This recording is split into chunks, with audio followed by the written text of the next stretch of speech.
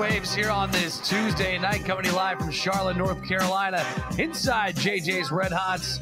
It's been an absolutely beautiful day. Can't wait to get back up on the rooftop. But for tonight, we're inside and coming to you live here for another Queens Coach's Corner, kind of a winter sports recap. Still basketball in effect, and of course swimming heading on to the championships coming up here in just about a week's time. But a lot to talk about here throughout the entire ranks of every winter sport that we have had, and what a winter season it was indeed. Tons of be the first moments and so on and so forth, and we'll get to a lot of those as we continue on this Tuesday evening. Mike Glennon alongside you here from JJ's Red Hots. As we talked about, a lot of fun men's basketball in action. Was able to catch up with Coach Grant Leonard earlier on this afternoon. We'll play that interview coming up here in just a little while as they will take to the court in the Convocation Center down in Kennesaw, Georgia, with a chance to upset the number one seed and move on to the ASUN Conference semifinals, becoming the first Division I ASUN opponent to our conference team to win a conference tournament game here in this new Division I era. And in fact, fun fact on that one, the first number 9 seed to win a game in the ASUN tournament since 2001. Crazy enough, half the kids on the team weren't even born in 2001. So there you go. A little fun fact for you here on this Tuesday night. But either way, women's basketball will be in action for their final game of the season tomorrow at Kennesaw State. So they'll be in the crowd rooting on the Royals. We'll play that interview, don't forget, coming up at 7 o'clock on ESPN+. That game against the number 1 seed Kennesaw State will be on there. We will not be offended by you tuning in. That is the truth. And we will, of course, have this up on Spotify, Amazon Music, Apple Music, so on and so forth, coming up starting tomorrow.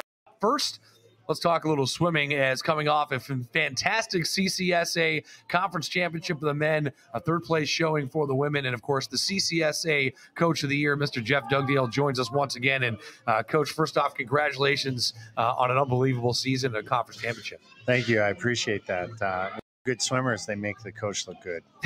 I like that. See, there you go. Well, let's dive right into that. No pun intended, obviously, but especially since we don't have diving. But at the same time, looking at that weekend, we had talked about it a couple of weeks before that weekend, you guys getting ready and set, and you said, I just want to see them go out and compete. I would say you had to be happy with what you saw throughout the weekend. Yeah, I absolutely was. We had some stellar performances all the way down the line of the 18 scorers, plus the additional squad that traveled.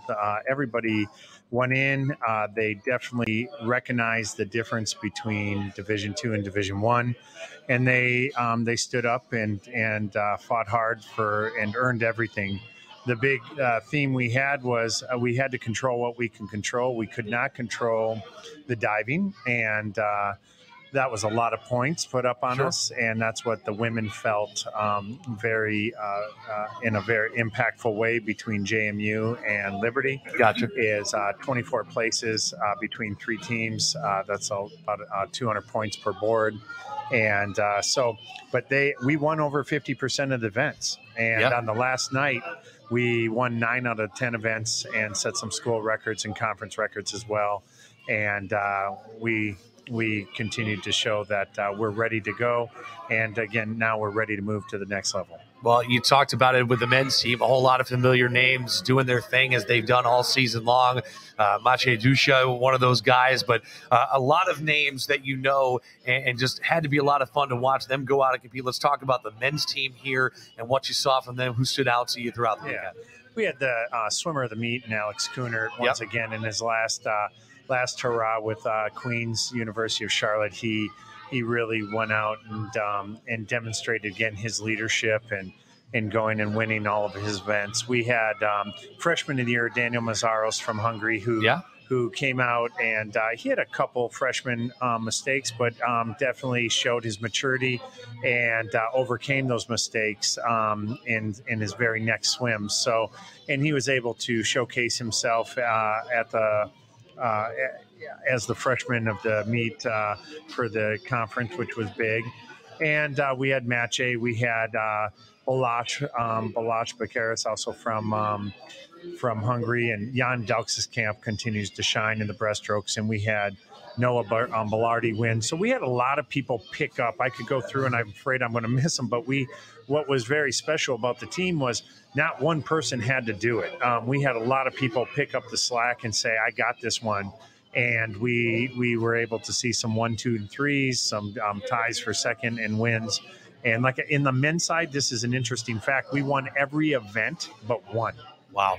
That's pretty outstanding. And, I was keeping up with it throughout the weekend with the CCSA Twitter feed. And every time I looked at it, it said Queens 1, 2, and 3 or Queens 1 and 3 or, whatever it might be. Yeah. I know in the breaststroke you mentioned Jan Delka's camp, but you guys took 4 of the top 5 positions in that race with the 200 breaststroke, that's for sure. And, you look up and down the award winners. You mentioned Alice Cooner, but, Danielle Malili, Annika Huber had an unbelievable weekend as well. Most outstanding swimmer, and Danielle Malili, most outstanding freshman performer. So you kind of clean house when it came to that. Looking at the women's team, I realize you mentioned had to overcome the diving points, but in the pool as the swimmers, they look to be the aggressors and really look like we talked about. They look like they belonged. Yeah, we won 3 relays, which was big. We had performances that just went to another level. Riley Heck is another one that stands out. Riley came to us as only a high school swimmer and said, "Can I get a shot to come and swim for you guys?" And then she does, and then she starts to see some improvement. And we go, and she's starting at the time she's seen improvement. She becomes a pretty good D2 swimmer. And then we go D1, and she has to contemplate whether she wants to stay or go. And we talk about her potential, and she commits to staying and buying completely in. And she becomes one of the all-stars, one of the girls who splits 49 on the going last on the relay to overcome Liberty and win the 400 free relay. She goes 22 in the 50, which is just off of an NCAA B cut for Division I. She's going with us to the NIC in Elkhart, Indiana, and just a superstar all around. But, I mean, you can go down the line. Our breaststrokers, like you said, Annika Huber, just loves pressure and wants to go to another level. We had Tova Anderson. We had Caroline Lawrence. But, again, are really, I'm very proud of both how the men and women interacted within their new conference, and it was really special to see how they would step up. Well, let me ask you this, and honestly, I asked you this question last time. You see your final meet on January the 20th. Then you basically have about a month in between. Is in February the 15th is when the CCSAs, and now you head on into the NICs like you were just talking about, the CSCAA championships coming up in Elkhart. That's 9th through the 12th of March. How do you keep them locked in the pool? And I know as a coach that's got to be a difficult thing, but it doesn't seem with this group you really have to do very much. No, and they love jewelry. So they to win a conference, they want a ring. They want to win the NIC. But to keep them locked in, they're disciplined young men and women. But I'll tell you, you bring up something important that I learned a lesson is that I probably won't go a month before racing. Right. The only way you get better racing is racing, and I probably should have had something up until 2 weeks before, but I'll make an adjustment next year. But I think I'd say you had a decent amount on your plate this year. That's just from an outsider's perspective. No, that's good. But as coaches, we got to learn. And if we're doing these coaches shows, and we want others to listen, and we want people to grow, learn from our mistakes. And I think we can use this platform to say, hey, be vulnerable and say, I messed up a little bit. And I saw it in our first couple swims, but then we were able to bounce back and get our racing legs back behind us, but are underneath us. But like you said, just to come full circle, I'll say this: they are focused, they're dialed in, and they are eager to get to Elkhart and start racing the big boys and girls. Well, let me ask you this before I let you go. Looking at the weekend in Knoxville, we talked about a little bit heading into it.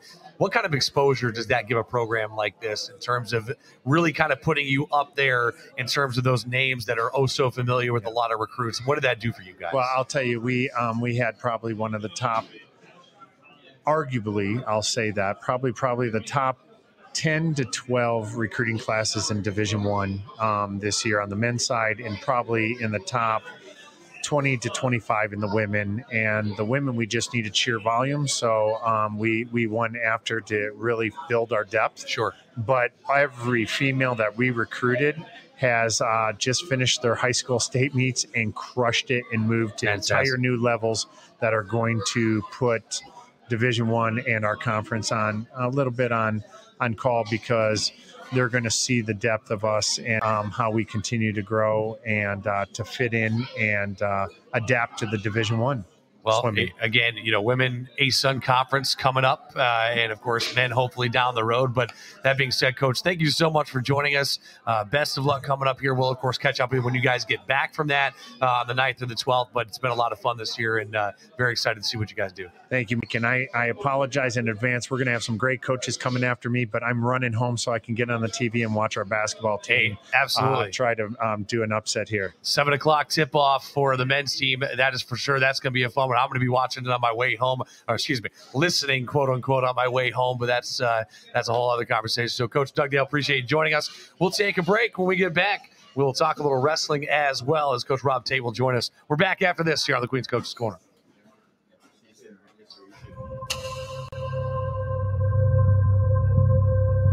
Once royalty carves out its place in history, it becomes an empire. And an empire needs room to grow. People call us an empire. We simply call ourselves Royals. Queens has been committed to excellence in everything we do. Now, we've leveled up. We're faster. We're stronger. We're better than ever. And now, we're ready for a new challenge. Our legacy has expanded. ASUN is now our domain, whether it's away or at home.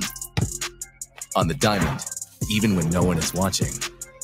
Working, training, coaching. In the moments that define our empire, Royals are Division One.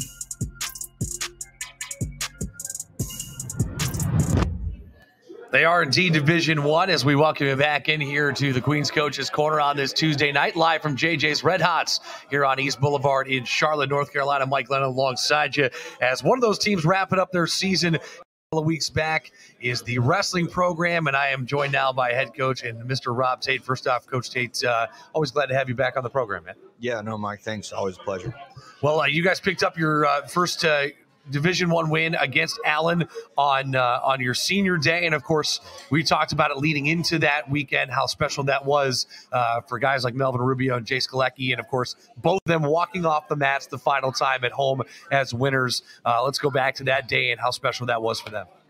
Yeah, I mean, it's a little, how you want to say, surreal. It was also a lot in the making for them. It was like, both of them thought, for the past couple of years that it was never going to be here. And then all of a sudden that day, it's like, oh gosh, it's here. Sure. And it's coming down to it. And it's been a pleasure to see, even when those guys, I guess you could say, get a little bit surprised by the day sneaking up on them, how much poise they can have, just taking it into those types of events and taking in, the past couple, basically when you want to boil it down to the last few minutes of wrestling they'll ever do in their life. Yeah, absolutely. So, well, and both guys, and a shout out to Melvin Rubio. I just saw on LinkedIn, funny enough, before we came on the air, he just got a job with Ally heading back there right after he graduates. So, you and I have talked about that. Both these guys are going to be successful, whether it's on the mat or off the mat. But a guy like Melvin Rubio, of course, already moving on and do bigger and brighter future. And, we might be working for him at some point. Yeah, no doubt. I think that every day, one day I might, he's coming back. Luckily, for as long as we can afford him, I guess he'll be on staff for us. So, but other than that, he's moving on to bigger and better things. That's that's a plug for our business school and our MBA program. Obviously he did a lot of the work, but it's also the Queen's connections that you can get when you come to school here. Well, let me ask you this, reflecting back on this year, first year as a Division I program, kind of seeing how things went and so on and so forth. What are your initial thoughts here as a head coach as you look ahead now into the next year? I know you and I were just talking about you had some some student athlete interviews, stuff like that. And now you're going to get hot on the recruiting trail, so on and so forth. But for all of us, from top down, from me all the way down to every single one of our guys, if I boil it down to one word, like Coach Doug was talking about, it's adaptability. Yeah. And we're proving that we are adapting, and maybe not as quick as we all want to and expect ourselves to, but the buy-in is huge that we've started to get, and guys that how do you say it other than maybe had a little bit of hesitation there, kind of in the middle with, sure, are they supposed to be here? Yeah. Really, we're starting to come back around and realize that it's a lot of mental switch, that you're the one who decides if you're supposed to be here. Yeah. And then you're going to make the improvements to go and adjust. And we got, adaptability and accountability, man. If I can boil it down to two things, I like that. We're trying to adapt as much as we can, and then we're holding everybody accountable to what everybody says that they're going to do. Like, have a lot of individual. Obviously, there's a lot of team goals in terms of winning matches, getting guys to nationals, winning conference eventually when it gets there. But then breaking it down, almost breaking it down to just the mundane. What are you going to try to do next week in order to get a little bit closer to where you're going to? And it's like how we broke it down. I think like 6 or 7 weeks of training that we're going to be able to get in after this. We're going to get a jump start on some people, and it's like, what can we come back at the end of that and say, hey, I did this better? Yeah. So, to move the needle a little bit. Absolutely. And you look at that, and that's one thing that you and I talked about all season long is, how do you move that needle? Are these guys getting better day in and day out? And judging by what you saw as that season progressed on, I have to assume that you're happy with what you've seen from these guys and the adaptability and accountability that they are. And, now you got to be excited, especially for these young guys coming back, maybe a little chip on their shoulder to come out and outperform themselves from this season. Definitely when it comes to that. And I actually kind of even want to, it was consistently across the board, especially when you're talking about some of those meetings of everybody talking about that lull kind of they're having in the middle and that hesitation. And maybe, I thought we as a staff, we were doing a good enough job of encouraging them at the time, and maybe we weren't. And the thing about it is where they hit that, it was very easy for us to see as a staff, but it's obviously, a little bit harder for them when they're in the trenches to see themselves improving when they were keep taking L's like they were doing. That's guys, fair. So guys just kind of got caught in the weeds a little bit. And, it's up to us to kind of help them get out of it because they can, and they weren't as deep in the weeds as they thought. Yeah. So, well, I mean, you look at what they can do to improve. And then, of course, we talked about it. You guys are, I'm sure, on the recruiting trail right now in terms of how you build that. But how big is the brotherhood aspect of this program in terms of really becoming that family that you want it to be?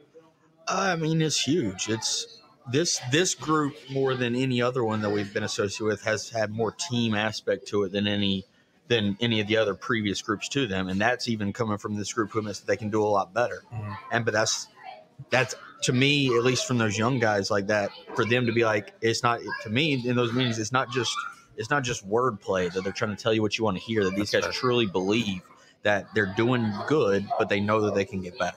Sure. And so that's kind of the base you got to have more than anything else. Do these guys really want to improve? And these guys seem like it. They, like I said, of all the strides that they're making, they're still trying to get better, and they're still trying to do a better job of becoming a team. Yeah. Well, just a question before we let you go. What does the offseason look like for you guys in terms of whether it's recruiting trail or obviously training? And I realize offseason's a term that we use loosely at this level, and because there really is no offseason. It's always about getting better and improving yourself and working out and so on and so forth. But what does it look like for you guys? Yeah, no, we've solidified most of our recruiting, but we're still obviously adding guys, and we're trying to get a couple of other guys locked down to add more depth to where we're at. But I mean, other than that, our guys are kind of transitioning over to the Olympic styles, and some of them got aspirations to go compete at U23s in June. Nice. Yeah, and just to see where they compete against everybody across the state. Yeah. It doesn't matter Division 1, 2, 3, or NAI, JUCO, any of that.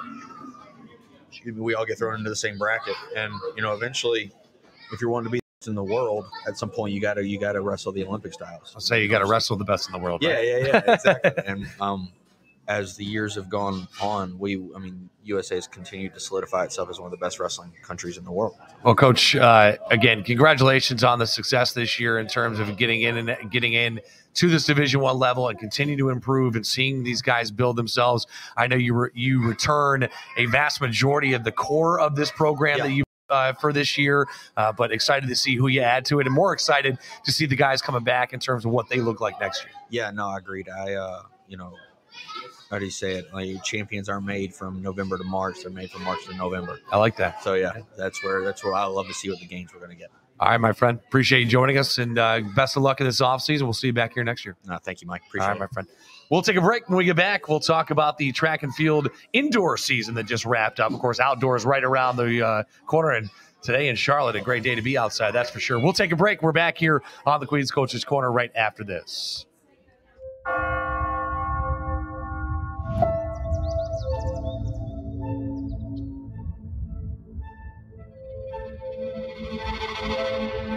Every journey has a starting point.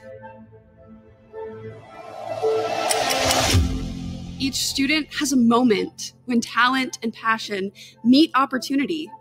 At the intersection of challenge and support, self-discovery fuels breakthroughs, and leaders emerge prepared for what's next. I grew up loving music. It possesses this very real, very unique power for connection and healing. And my journey as a music therapist took shape here. I discovered the pool offered a more level playing field and the chance to push my limits.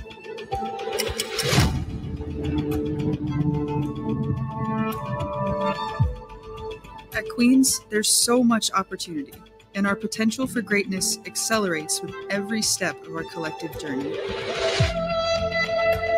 I've always had a knack for chemistry, and that talent has magnified since I got here, rippling out in new directions. I'm not afraid to take risks. I believe challenges make us stronger, and innovation only comes when we're willing to lean into the unknown. I'm still not sure what the future holds, but whatever it is, Queen's has prepared me for it. My professors push me in the classroom and believe in my abilities. My coaches, professors, all of us, we're one team, one family. Here, my voice is heard. I'm given the freedom to be myself and charter new opportunities for change. Here, strength comes from... Well, welcome you back inside of the Queen's Coaches Corner on this Tuesday night in Charlotte, North Carolina. Coming to you live from JJ's Red Hots. Mike Glennon alongside you as we stay indoors, but we'll talk a little track and field here as the indoor track and field teams just coming off the ASUN Championships. I'm joined now by head coach and Jake Krolik. And first off, Coach, congratulations on a successful season. Kept having my Twitter feed blow up the other day in terms of watching what you guys were doing this past weekend. But initial thoughts of what you saw from the team and how proud you are of this group.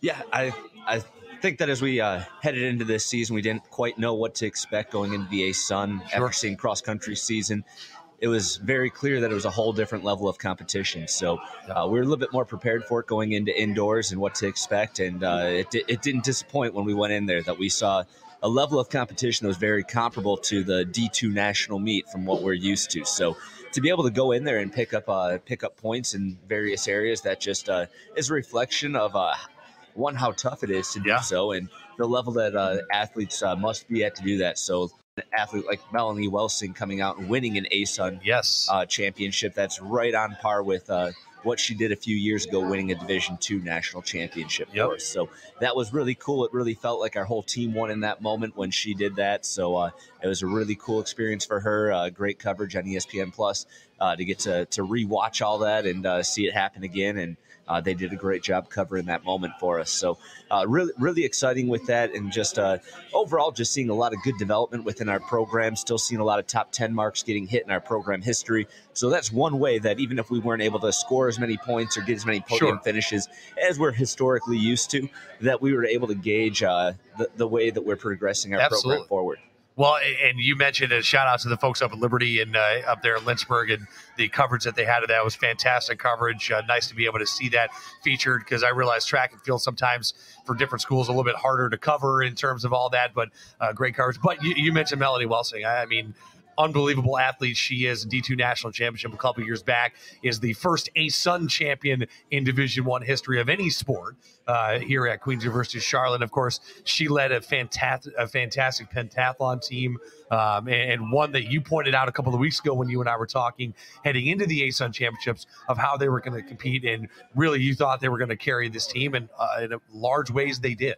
That there's no doubt about that. So yes, I mean, we're really pumped about Melanie winning that first ASUN conference championship for us. And I think what most people won't remember is that the day before she competed in 5 events to set the school record in the pentathlon, breaking a record that was set by national runner-up Elise Ulseth in the multi-event. So not a shabby record to take down. And not a bad name to be up there and mentioned with, that's for sure. Exactly. That's a great history to be associated with. So she was able to do that the day after doing that. So that was makes that accomplishment even more special. But when we look at that pentathlon squad, I think that in Division I, they're ranked number 6 overall. So what they do is they take your top 4 scores or top 4 performances in any event, and they compare that to the other programs in Division I. Yeah. And so our pentathlon squad is actually ranked number 6 in all of NCAA Division I right now. Unbelievable. I mean, just watching them day in and day out and what they're able to do, it's very impressive. And honestly, when I watch them do what they do, it just makes me out of breath thinking there's no chance I could ever get out there and do anything close to that. So shout out to them. And you know, that obviously shows off the hard work and dedication that they put in and day out, not just in race time, but of course, what it takes to get to that point. I feel like sometimes in this day and age, that stuff that gets lost in translation is the amount of work and the amount of effort it takes to get to that point. And equally on that end is the work that goes in by my assistant coach, our associate head track coach, Dragan Pezic, that the work that he has done with that group of ladies. He has 7 multis in that group that compete across 8 or 9 different events for us and picked up a majority of the points. The amount of work that he puts in to make sure that even with our limited facilities that we have, that he does such an outstanding job making sure that they are getting the best experience that they can get and that they're not being slighted by any disadvantages that we have, that they are ready for this next level of competition. And the girls, I mean, the amounts of improvement, Melanie improved by over 300 points in her multi. Karis Lee, I don't know if she was over 3,200 points, and she scored 36-30 for us. So, I mean, over a 400-point improvement from last year. So he's just done a great job in keeping people going. People had setbacks last year or maybe didn't improve as much as they'd like. That's just more motivation for our new girls this year that maybe, you know, would have loved to have improved a little bit more, even though they did a great job. Yeah. He's really using those results from in their second year with him to show them what can be done if you just continue to trust and believe, show up day in, day out, what will happen a year from now. So really excited about what our girls did this year, even more excited about what they can bring back and do as they continue to move into outdoors and into the next year. Well, on both the men's and women's team, but we talked about this before, is don't get me wrong, you're graduating a lot of talent, but at the same time, you're returning a pretty big chunk in terms of a young core for these teams. And so it'd be nice to kind of see, and that's the other thing.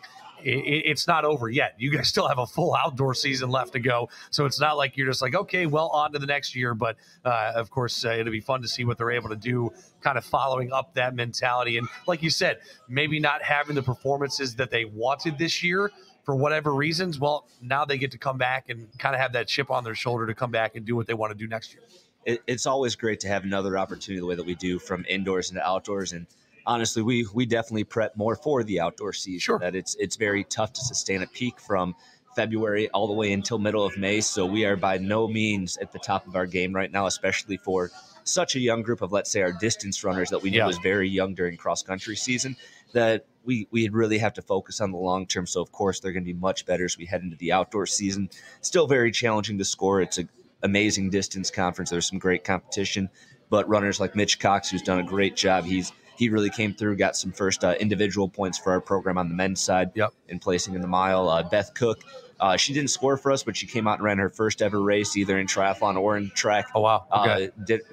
Competed in her first competition, and she went and showed us why she was 9th in the world in the junior triathlon championships. Wow. So we're really pumped about what she's going to be able to do as we move outdoors and into the future. So there's a lot of really good stuff. There's also a lot of recruiting getting done right now. Sure. That we have. We've graduated a lot. We had some transfer with the transition. So we have a lot of resources. And the great thing is that I know what this conference is looking like moving forward. We're already building in the right direction from what we did recruiting last year.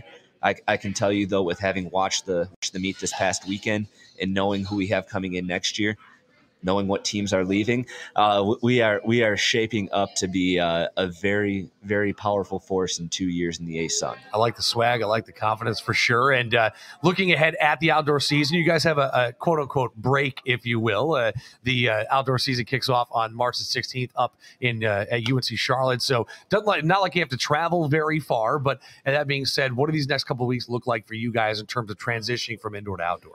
So just with the way that things are shaping up, we got spring break next week, and the thing is, some of them will stay around and they'll do a little bit of training with us, voluntary practices with us, the ones that stick around. But for the most part, we really trust our athletes. They do a great job in the classroom, and that always tells us when we got to give them a little work on their own. If they enjoy a little time on their own over spring break, maybe go home for a little bit. Sure. That they're going to use that to recover. They're going to use that to maybe get back into training a little bit, and by the time we really roll into April, we're going to be full swing and really ready to go to that next level, because they're going to have a little bit of a refresher right now. Yeah. But give us some time to have about a month of training, a couple little meets in there to really make sure that we're back on the grind and doing what we got to do to elevate as we go into the outdoor championships in May. Well, Coach, I appreciate you joining us. And, of course, best of luck coming up here in these next couple of weeks. We'll, of course, catch up with you as the season progresses on. But fantastic results in your first indoor season at the Division I level. And, of course, looking forward for that encore performance coming up here in the next couple of weeks. Appreciate you. Thank you. Absolutely. All right, we'll take another break. When we get back, we'll flip it over and talk a little basketball. Both teams still underway right now. Women's team will have their final game of the year tomorrow night on Wednesday at Kennesaw State. Of course, the men tipping off here in just about a half an hour at the top of the hour at 7 p.m. down at Kennesaw State for a chance to upset the number 1 seed and move on to the A-Sun semifinals. We're back after this. We'll pitch it over to an interview I had with Grant Leonard earlier on today, and we'll talk a little women's basketball as well. Don't go anywhere. We're back right after this here on the Queen's Coach's Corner.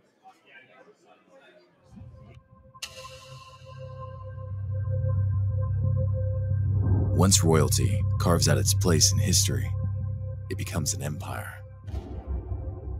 And an empire needs room to grow. People call us an empire. We simply call ourselves Royals. Queens has been committed to excellence in everything we do. Now, we've leveled up. We're faster. We're stronger. We're better than ever. And now, we're ready for a new challenge. Our legacy has expanded. A-Sun is now our domain, whether it's away or at home. On the diamond, even when no one is watching. Working, training, coaching. In the moments that define our empire, Royals are Division I.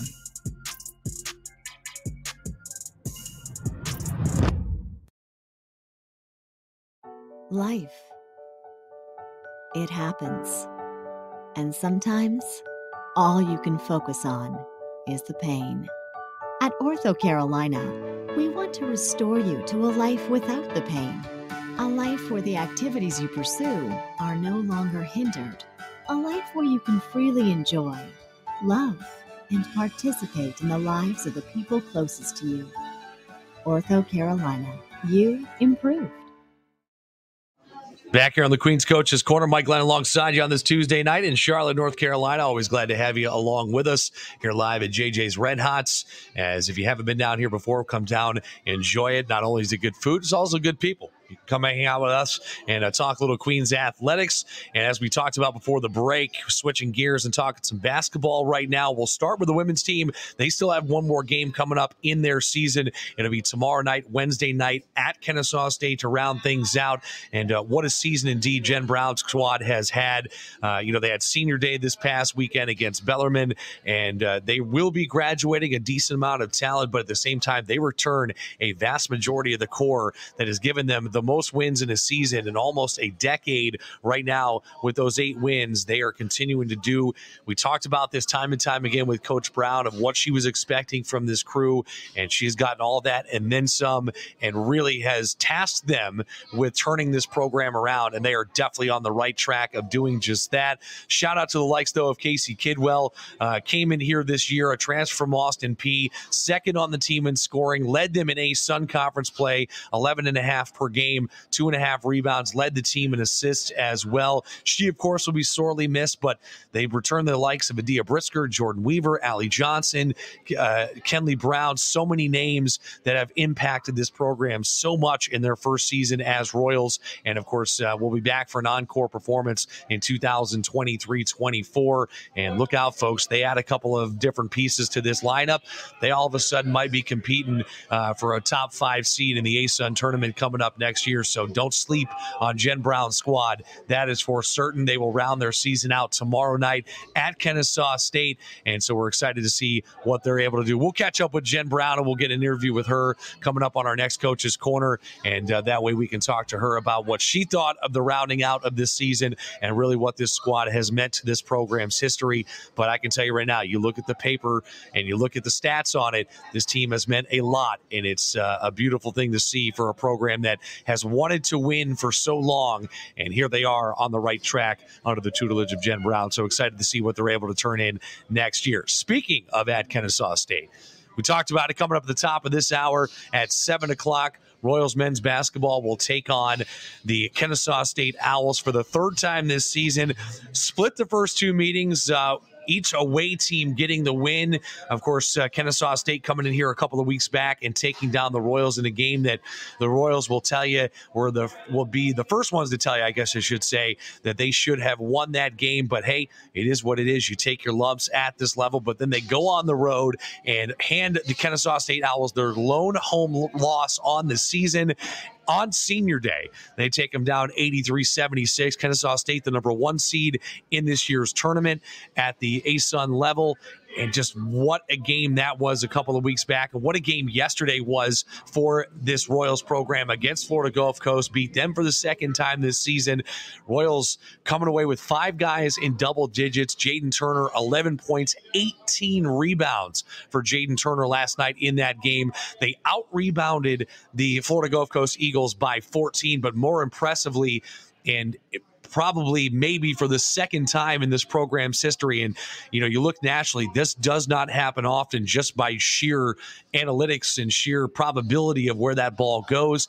They held Florida Gulf Coast without an offensive rebound for the entirety of the game. That is beyond impressive, no matter what level you're at, but especially at the Division I level, and especially with the size that a team like Florida Gulf Coast has. This is a team that we thought was going to be special, and they have not let us down. That is for sure. No matter what the result is tonight, 18 wins right now as it stands as a Division I program in their first year, and a chance to move on as a team to the ASUN semifinals here. Cannot ask for much more. We caught up with Grant Leonard earlier on this afternoon. Let's take a listen into that as we round things out here on the Queen's Coaches Corner. We're back here in a minute to wrap things up.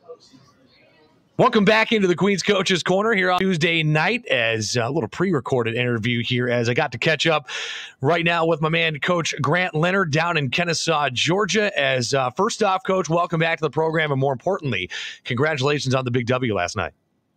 Oh, I appreciate that, and I'm glad to be here. Glad we're still playing, and most importantly, happy for our guys. They played phenomenal last night. Oh, they absolutely did, and you guys are still fighting. We'll get to that in a minute. But, first off, let me get your thoughts on this. I know we had talked about early in this season, this is a spot you guys expected to be in. I know a lot of programs might go in saying, hey, we're playing with borrowed time. We can get where we want to. That's not the mentality you guys had going into this year. The mentality you had was we are postseason bound, and we're going to make some noise. And I feel like you've started to accomplish that here. I know the work's not done just yet, though.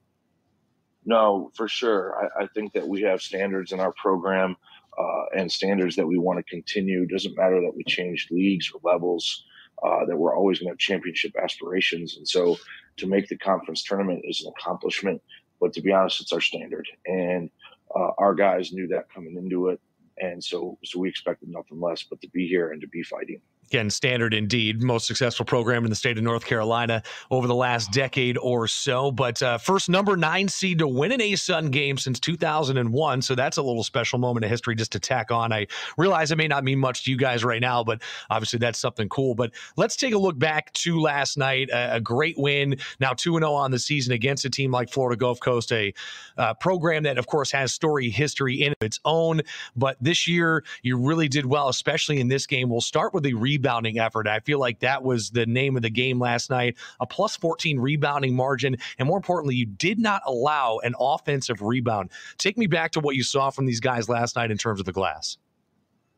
Well, I mean, especially since Gavin Rains has been out and he's the league's leading rebounder, to go to a game like that, and Florida Gulf Coast is big and athletic, especially in those inside positions. So to be able to not allow them to get an offensive rebound, what an effort. And it's not just the rebound, it's the loose ball rebounds, the long rebounds. I mean, they missed 31 shots. Yeah. And for them not to get one of them, I mean, really unbelievable. And it wasn't just one guy. Jaden had 18. Crazy effort for Jaden Turner, but it was everybody. Caleb Matthews, AJ McKee, Kenny Dye, all these loose ball rebounds they got, but then even some of the rebounds that guys didn't get, Mike Fowler, BJ McLaurin, it was their box outs that led to our guys getting the rebounds. And so it was a total collective effort. Just really proud of our guys. Absolutely. Every single guard that took the floor got a rebound in that one. And, looking at that rebounding margin, I think one thing that stood out to me is you mentioned it about the missed shots. I mean, this is a team in Florida Gulf Coast. They took 34 3-pointers, 24 of them missed. And those are the shots that, sometimes they can really careen off the back of the iron and fall out. But the box out ability from what I saw last night and just the sheer athleticism to go up and get the rebound, almost like they took it to a new level. Yeah, I agree. And I think there's only one other game that I can remember being a part of where it was even like that. I can't remember if we gave up 0-1. We played William Jewell in Missouri a few years ago in a small college basketball Hall of Fame Classic. I can't remember if they didn't grab an offensive rebound or if they grabbed one. But those are the only two games I can ever remember seeing that, because just odds are that a ball is going to bounce the wrong way and go into the other team's hands, even if you do your job right every time. So what an effort from our guys. Yeah, I couldn't say more about that. And then defensively, a hot start from a guy like Chase Johnson, reigning ASUN player. I mean, the freshman of the year, had another outstanding season, went 5 of his first 6 from beyond the arc, but then you guys more or less shut him down heading into the second half, only 1 of 6 from beyond the arc after that. What was the adjustments you saw from your guys or that you made yourself in terms of the 3-point shot? Well, the first 2, we actually made errors early in the game. Guys helping off the wrong way, which got him going, and then it took a really tough effort to cool him off, because when he gets going, he can really make a lot of shots. And so the adjustments were to not help off the strong side, and to really make sure that we found him in transition early and often, and our guys were able to execute that. Caleb Matthews was the man on that, because we actually started him on another player. When Chase got going, we switched Caleb onto him, and Caleb did a phenomenal job. Well, and, looking at the defensive side of things as well, only 12 fouls on the entire game for you guys. And a lot of, from what I noticed at least, and from not a non-coaching eye, you guys really anticipated the passing lanes well. I realized the on-ball defense was great, but kind of that next play or two coming down the pipe, you guys are really able to anticipate some things and get some takeaways. Yeah.